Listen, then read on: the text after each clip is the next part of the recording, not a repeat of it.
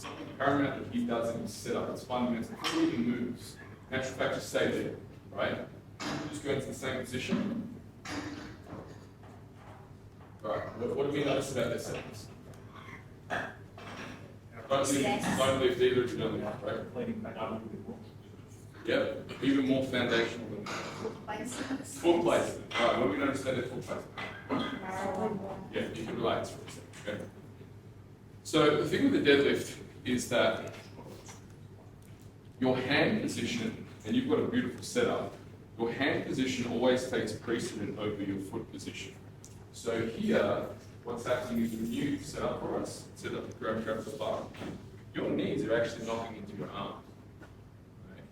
So it's inefficient. So what I'm going to get you to do from the get-go, because when we see this, first of all, you're going to get to narrow that stance. Because we don't want to be, the knees should, you're not forcing the knees out on the deadlift. But you can see that in this stance, the knees are hitting the arms, which is going to create inefficiency when load starts to get heavy. So go ahead and do a couple of reps. Just do 3 reps. That's a lot better. We see that a lot being more efficient. So I'm going to refer to the lift as inefficient and efficient. So the lift, you can already see from that small change that we've made, you see how the lift is more efficient now. That was a very small change to foot placement, and she's already lifting up better. Pause. All right, can we put 100 kilos on the bar, please? All right. Okay. Yeah, no, that's fine.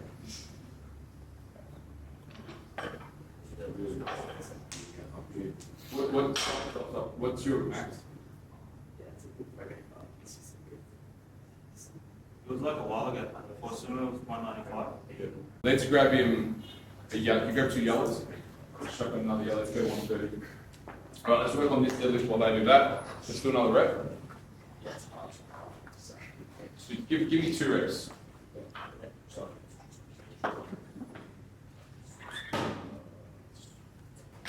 All right.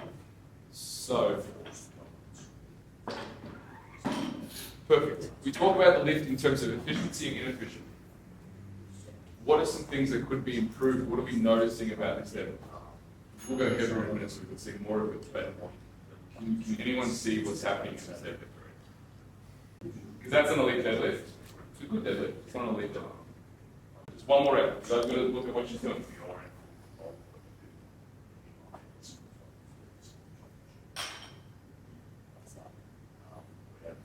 You do your rep, so they can see the difference.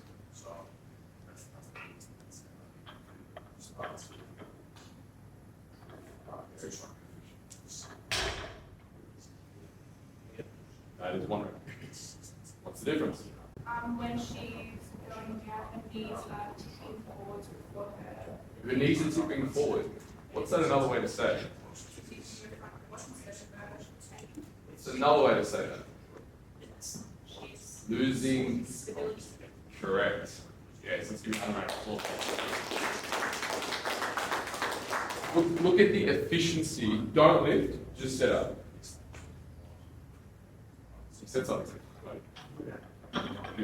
Right. See the tightness? Do you see the tightness that he gets in?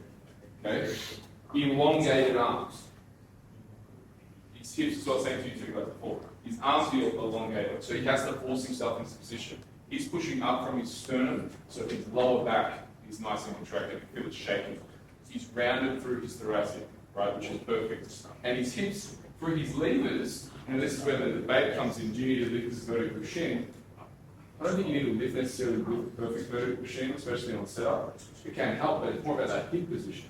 And those hamstrings being pulled back to be able to exert force. And you can see in his position when he sets up, there's no energy leak in his setup.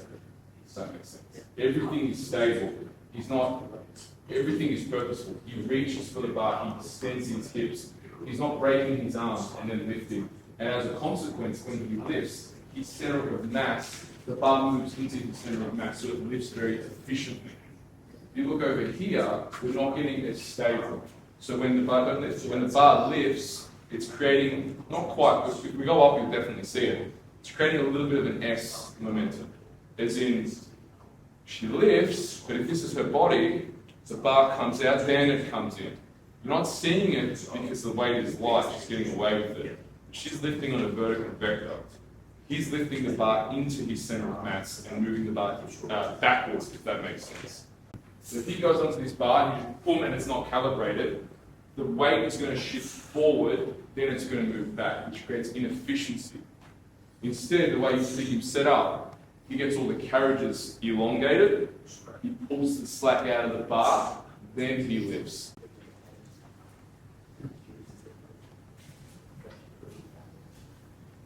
Let's do one more.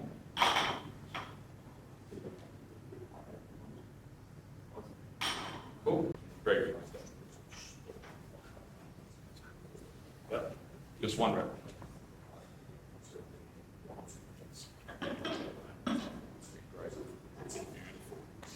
Spot on. Beautiful. Okay, what did you see differently between deadlift A and deadlift B? What does he do at the start of the week? He doesn't roll his shoulder blades back, he does activate his lats. Because rolling your shoulder back would be this. That'd be thoracic extension, which is the opposite of here. So do what you do, because I want to talk in good sketches, do what you do and I'll explain. So what he's doing is just perfect. Pause there for a second. He's pointing, he sets up exactly like that. He's pointing down. Right? Everyone just try that. Everyone just point down to the floor as hard as you can. Point down to the floor. Stand up. Don't be leaning on something when you do this. Point down. Okay, some of you don't like doing it quiet. So what I want you to do, in your deadlift stance. Stand in your deadlift stance. Okay. So fundamentals of deadlifting, and if you want to step back so you're not hardwired into what we're saying, you're going to get yourself in deadlift stance. So what did we say before? What was the one tweak I gave before? Okay. Right, so if we're setting up and you're not a sumo, we're not doing sumo at the moment, so I expect some of you are sumo lifters, which is fine. I'm not doing sumo, so just entertain the conventional lift for a second. I want it in line with your pelvis. Your pelvis ain't that wide, dude. Closer. Yeah. Right, so, okay, round your feet. Now just want you to close your eyes for a second and just rock back and forth. Close your eyes, rock back and forth. Right, feel your heels, put all the weight on the heels, feel what it feels like. Roll forward, put the weight on top of your, on the balls of your feet, and find the center point. Great. Now that you've found the center point, I want you to dig your heels into the floor. I can do that. Okay, great. You open your eyes. Now look where I go with this. Posterior pelvic tilt. Can everyone do that? Posterior pelvic tilt. Push your hips out as far as you can. Stick your ass back. Stick your ass back as far as you can. Pull your hips in as far as you can. Push your ass back. Some of you guys are doing this. It's your hips. Yeah? Swivel your hips. Ass back. Tuck your tailbone under. Push your, just your ass back. Tuck your tailbone under. Can I just grab you on the floor for a second? Yeah, you. Skeletal picture. Right, get into a plank position. I just want to show the folks. Some of you are looking at me with blank faces. Widen your leg stance. Okay. Posterior. We want our hips to be here. The way you're going to find this position is like that. So if here's $1,000 in his butt cheeks, I want you to squeeze your butt cheeks as hard as you can. Does this feel like a different plank? This is where your hips should be. Lock your legs out. Lock your legs out. So this, if he sticks his ass out, do the other way, that is wrong, incorrect. We don't want to be there, we want to be here, right? Flex your ass cheeks, imagine it's $1,000 in your ass cheeks. Do you find it? Now, the stability aspect, if I do this, you shouldn't move. Don't move, don't move, move, don't move, move. A little higher, don't move. All right, give him a round of applause. Watch the way he sets up. Just set up. Don't move. Don't move. Watch the way he sets up.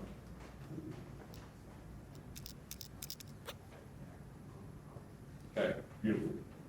Do we see some correlations between the plank and what he's doing? Right? So when we talk about primers, a plank can definitely be a primer for a deadlift. Because as you just felt then, in this demo, you felt how you just stacked in the ribs. Felt how we got that. That's the posterior pelvic. Now bring that in to hold it. And then he's pulling his armpits, just pointing to the ground as hard as he can. We point to the heart, we're stacking the ribs, stretching it, and when he grabs it, see his hamstrings now elongated as well. We're getting the body ready and primed to be in the right position to lift maximal load. It makes sense.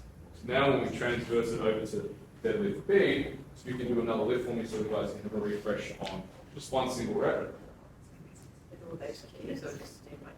You do you. You do you. Getting to the coaching aspect of it.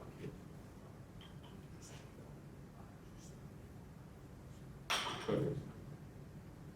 So, and this is a deadlift that a lot of the places will go, this is great, you know, I don't know how to coach any further than this. And it is a great deadlift, as I said, but we get for elite results. So I really do thank you for playing for that and letting me coach you, right? Use an example, because we can use a lot with this, because this is the standard of deadlift. We would go, this is great. So what do we do? All right, first thing I'm going to do with you, I'm going to get you on the floor, and we're going to do a plank. Right? So we're going to prime the position that I want her to be in, so when we do the plank. Right? So that position, again, is I want you to rotate your hips this way as much as you can. Right? So do the opposite for me, so stick your butt out, now do the opposite, as much as you can. More. Imagine there's $1,000 in your butt cheeks, I'm trying to pull it out. Widen with your legs, widen with your arms. Bring that down. Right? More. Where do you feel this? Good. Now I'm going to put a little pressure on you, yeah? So, don't let me move. Just let me move. Keep holding.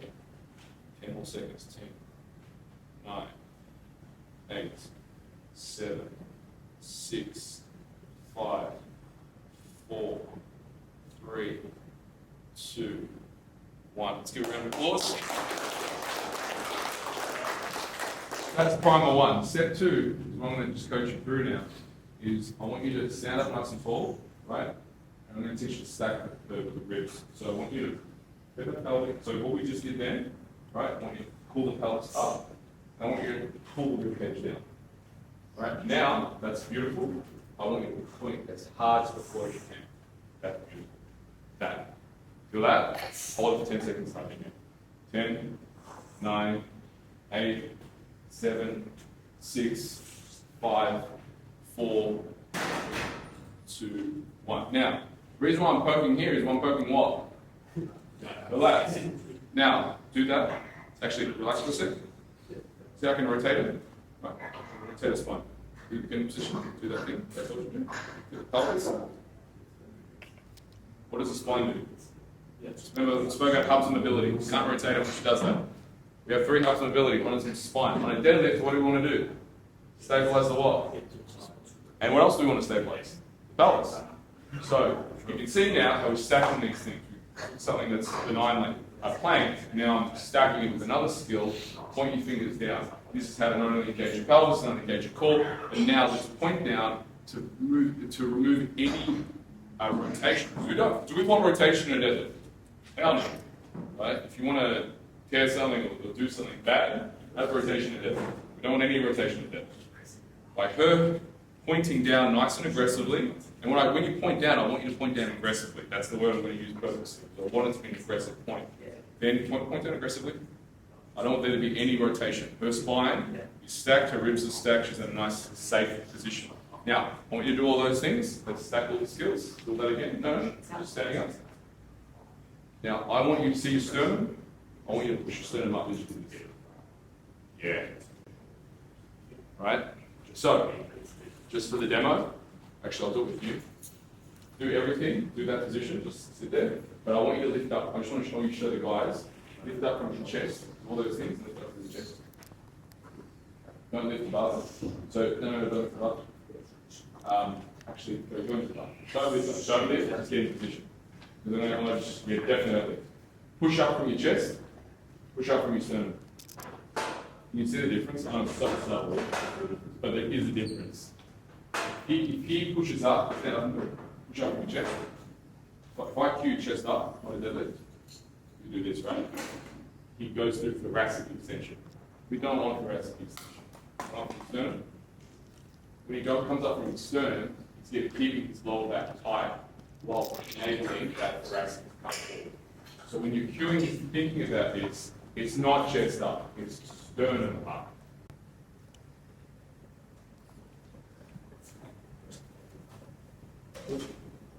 very good. Yeah, that's correct. He does so many things well. So many things well. Really does a lot of things well. So you can see his setup where he pulls himself into the bar. So the question is he pulling, he's pulling the bar up, and he pulls the bar so close into his center of mass that it efficiently and effortlessly rises up. Right? If that bar was even like a millimeter out, you wouldn't see the efficiency that it has. This is a little heavier, so just one rep, do all the things we spoke about, get that pelvis tuck it in, point down nice and high, bring the bar into your shin as close as you can.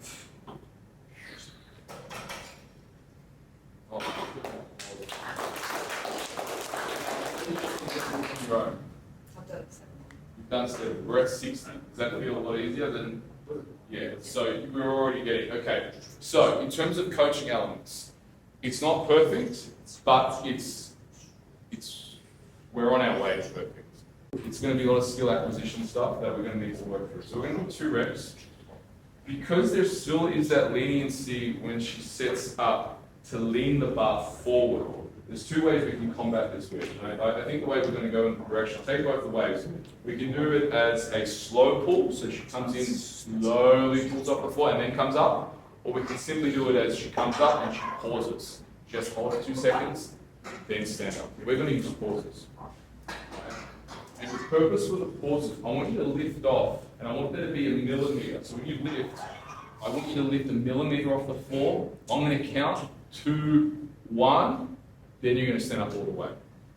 The reason why this is a very efficient or effective tool in terms of coaching or pre-coaching skill patterns, your body's going to find the right position very quickly, if that makes sense.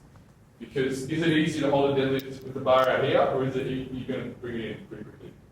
You're naturally going to bring it in pretty quickly, and you'll notice she'll position herself. I don't have to say anything. Pulls a millimeter off the floor every rep. You're going to do 3 reps. Yep, same setup. Good. 2, 1, stand.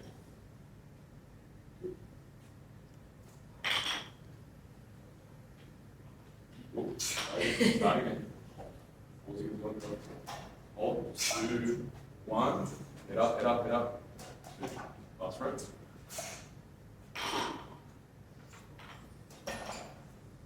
Start again. Millimeter off the floor. 2, 1, head up, head up, head up, head up. Head up, talk, back down. Good. So, sumo and conventional have pros and cons. And online there's a great debate, sumo is cheating. Sumo is not cheating. Certainly not cheating. Conventional deadlifting, you can be much more aggressive. Sumo deadlifting is actually the opposite. It is way more technical. Way more technical. So, a lot of guys will amp themselves up for a conventional. Sumo, you need to be in the right position. If you're not in the right position, you're not going to get on the floor. So it's that kind of perfect hybrid of a push-pull.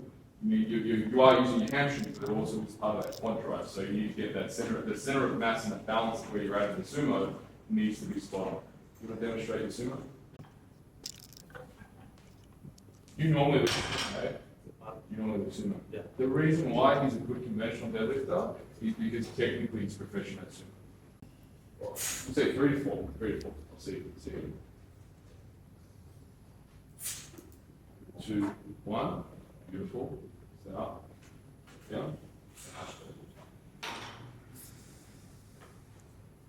2, 1. Lift up the forward and stop. Don't jump. 2, 1. Did everyone see that? Millimeter of the floor. Millimeter of the floor. Down. 2, 1. Beautiful. Head up, head up, head up, head up. Let's give her a round of applause. Now, that should be pretty obvious what she's doing wrong. Someone tell me what she's doing wrong. Because she fixed herself every single rep. Not quite. Set up position. She sets up in the wrong position every single time. I just wanted to demonstrate, just pass me a stick, Jason, online. Yeah. Just demonstrate.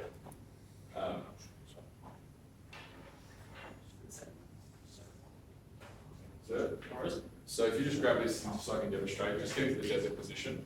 That's the way she was, not sumo, just conventional, where she was. Yep. It's wider. So go reach down. Bring the thing close to your body. So bring this down. Down. So her hips go higher with hips, just exaggerate. So it's not perfect, but only you get the idea, right? Her hips, actually no, she was lower when she did it. Her hips were there, and then when she broke force, what happened? Her hips shot up, and then she did it. Right? So to compensate this, go back in position. So her hips need to be set up a bit higher.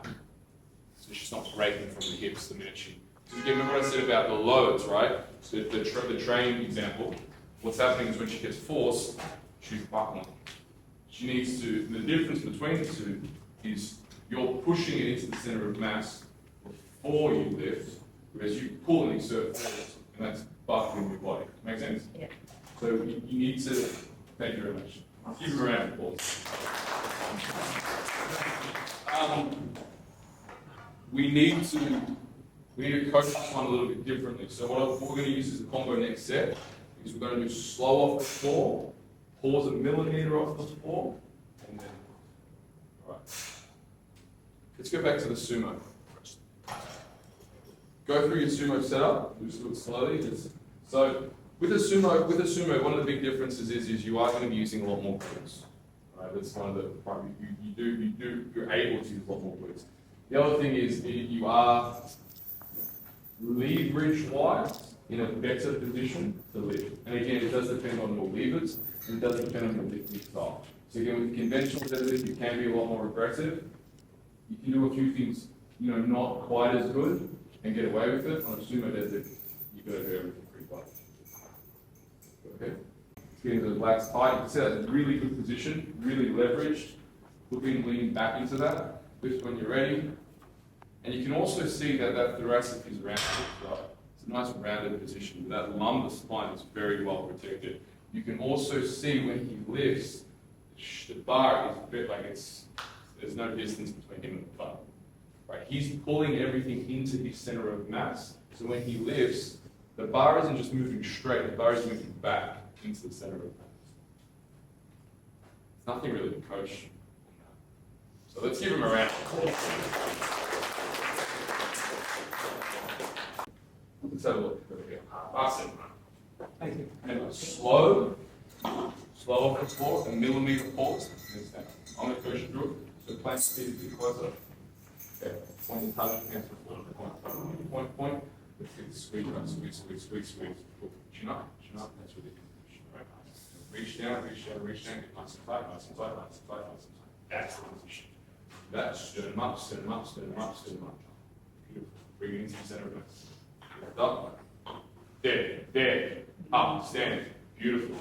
Do exactly like that again. Up. Sternum. There. 2, 1. Up. Good. Yeah. Let's give it a round of applause. Yeah. Everyone see it? That was a elite deadlift.